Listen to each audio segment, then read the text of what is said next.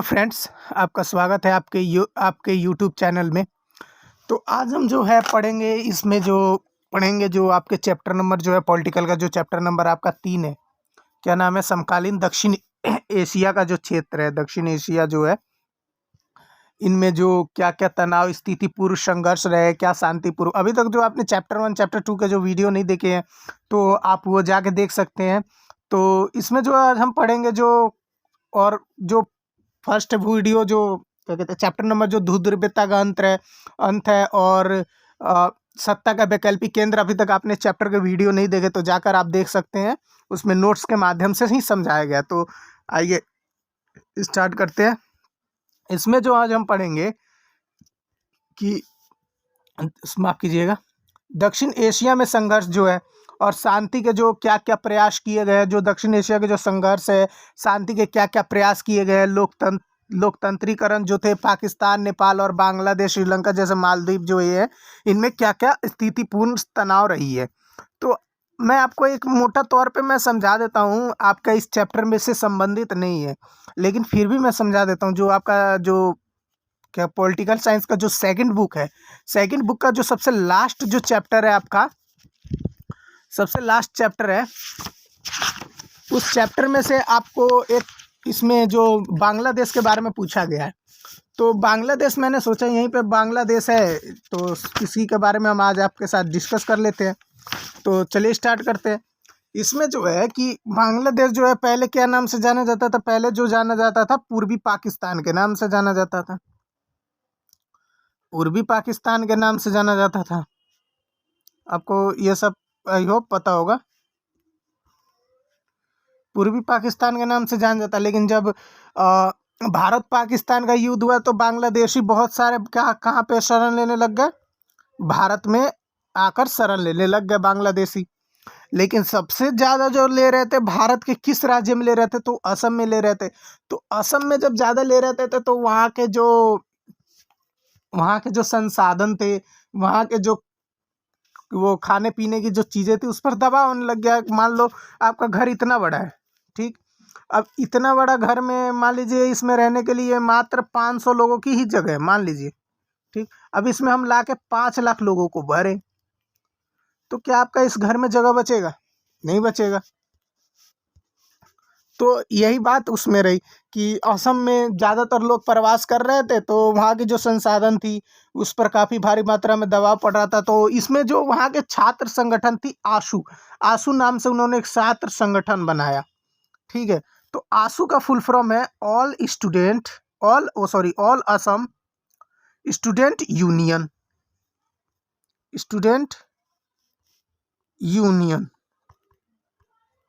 All student union. तो इन्होंने जो है वहाँ पे संगठन बनाया। उनकी मांग थी कि जो जो 1947 से जो पहले के आके रह रहे उनको यहाँ से विस्थापित किया जाए, इन्हें हटाया जाए। तो जो वहाँ के जो असम के जो नहर कटिया है, नहर कटिया से जो बिहार के बरौनी तक जो तेल संशोधन कारखाने हैं उसको रोकने का भी प्रयत्न किया गया कि भाई इसको रोक दिया जाए। उस पर भी काफ़ी दंगा हुआ। तो जो उस समय के जो थे, ये प्रधानमंत्री कौन थे?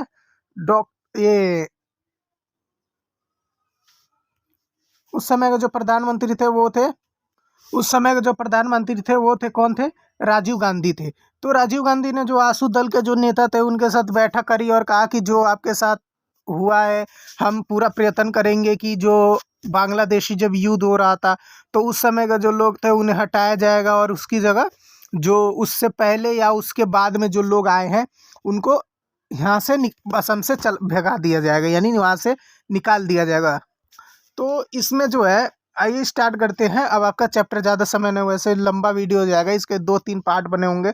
आप वहाँ जाके इस वीडियो के डिस्क्रिप्शन में मैं लिंक दे दूंगा, आप वहाँ जाके इस वीडियो को देख सकते हैं, ठीक है। तो चलिए स्टार्ट करते हैं। दक्षिण एशिया के देश। अब दक्षिण एशिया के देश जो है भारत है, पाकिस्तान है, बांग्लादेश है, नेपाल है, भूटान है, मालदीव है और श्रीलंका है। अब इसमें कुछ लोग कमेंट करके पूछेंगे सर चीन क्यों नहीं है या रूस क्यों नहीं है? तो जो है दक्षिण एशिया का जो देश में है उसमें चीन को नहीं माना जाता और रूस को नहीं माना जाता। रूस इसलिए नहीं माना जाता, उसका देश जो है रूस जो है दक्षिण एशिया के क्षेत्र में नहीं पड़ता है। वो पूरब उसमें मान लीजिए उत्तर एशिया उत्तरी की तरफ पड़ा जाता है। जैसे मान लीजिए ये जो है भारत है, इसके यहाँ जो है चीन है, यहाँ पे क्या है रूस है, ठीक, ये रूस हो गया, ये चीन हो गया, ये भारत हो गया। तो दक्षिण एशिया के क्षेत्र माने गए हैं। तो जो भारत के जो पड़ोसी देश है उनके नाम लिख दीजिएगा, बाकी जो है चीन को छोड़ के जो भारत के पड़ोसी देश है उनमें उनका नाम लिख दीजिएगा, बस यही लिख दीजिएगा, हो जाएगा दक्षिण एशिया का जो देश है, चीन को बस छोड़ के। अब जो है अफगानिस्तान और म्यांमार को शामिल किया जाता है। दक्षिण एशिया के देशों में आपस में सहयोग और संघर्ष का दौर चल रहा है।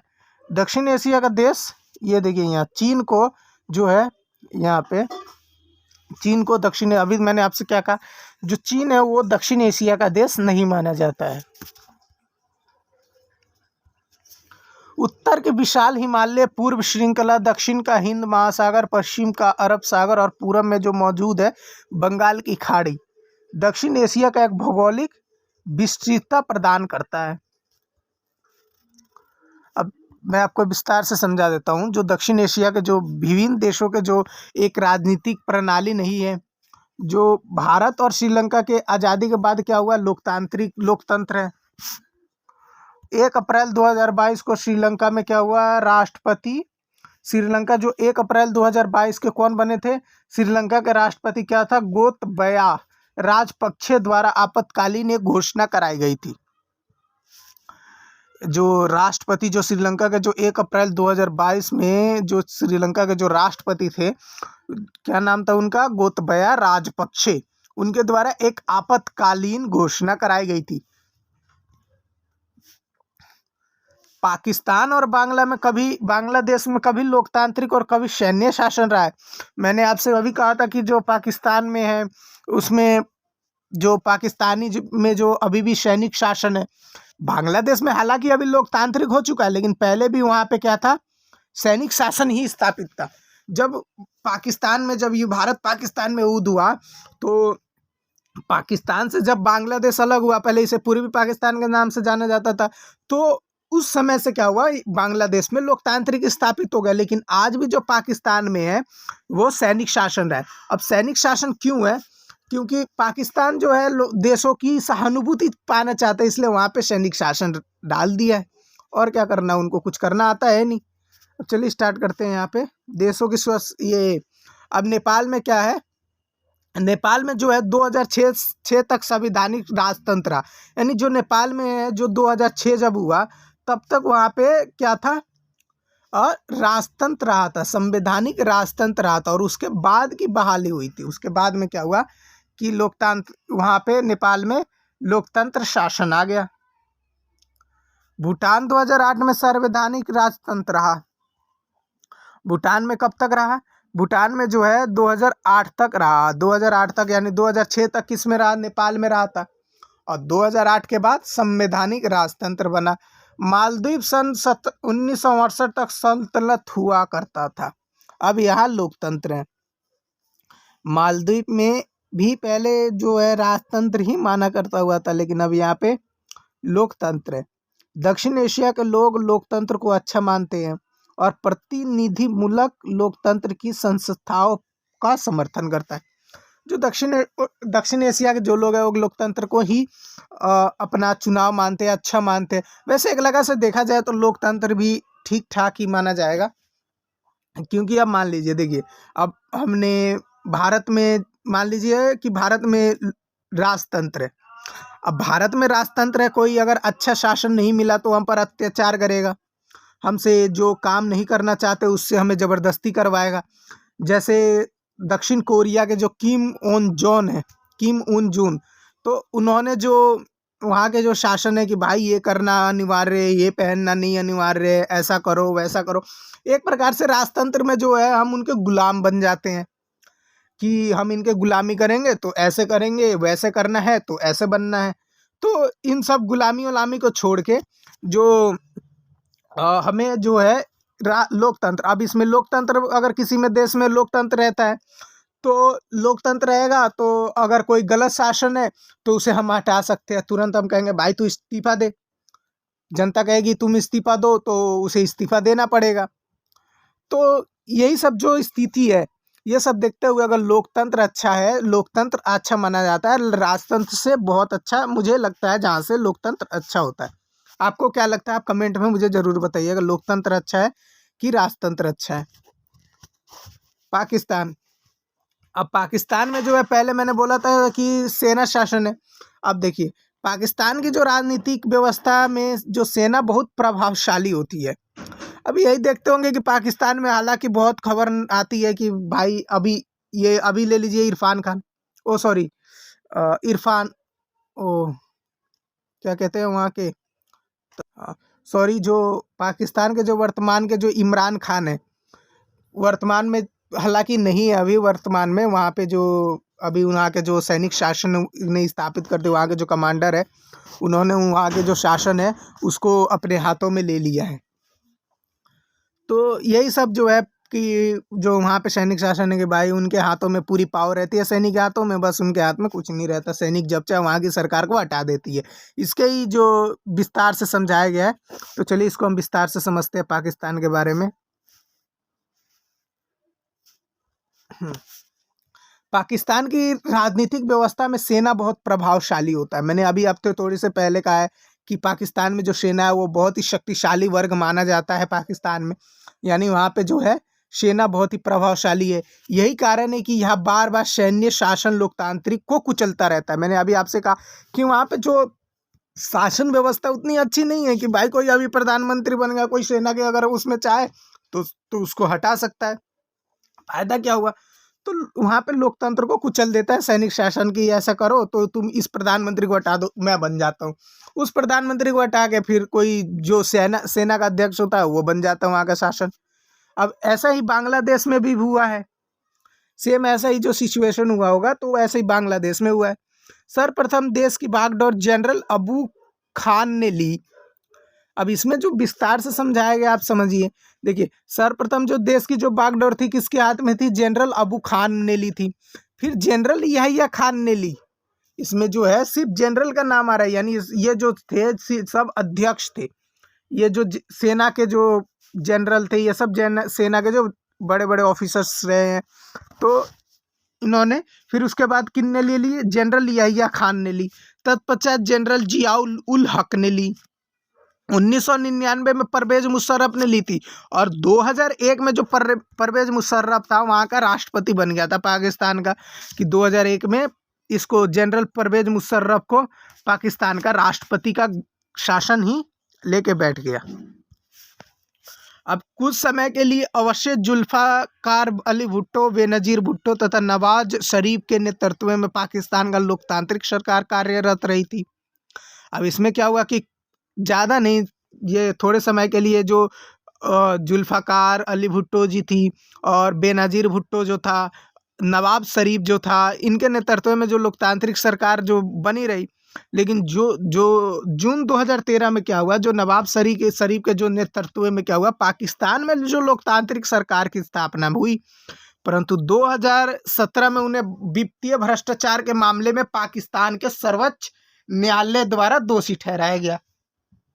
अब क्या हुआ कि पाकिस्तान के जो वहाँ के पाकिस्तान के जो कोर्ट है वहाँ पे उन्हें क्या क्या ठहरा दिया गया? दोषी, भ्रष्टाचार के खिलाफ में उन्हें दोषी ठहरा दिया गया कि भाई तू भ्रष्टाचार कर रहा है, तुझे ये शासन छोड़ना पड़ेगा और तुझे हम हटा देंगे। और उन्हें क्या कर दिया गया? 10 साल की सज़ा दे दी गई।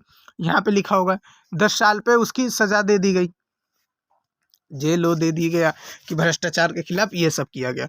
जुलाई 2018 में क्या हुआ? पाकिस्तान में जो आम चुनाव हुए उसमें जो इमरान खान के नेतृत्व में लोकतांत्रिक सरकार का गठन हुआ। अभी मैंने आपसे थोड़ी देर पहले क्या कहा था? तो शहबाज जो शरीफ जो थे 2018 में पाकिस्तान में किसका? इमरान खान का सरकार बना। लेकिन 11 अप्रैल 2022 को क्या हुआ? शहबाज शरीफ के 23वें प्रधानमंत्री के रूप में कार्यभार संभाला।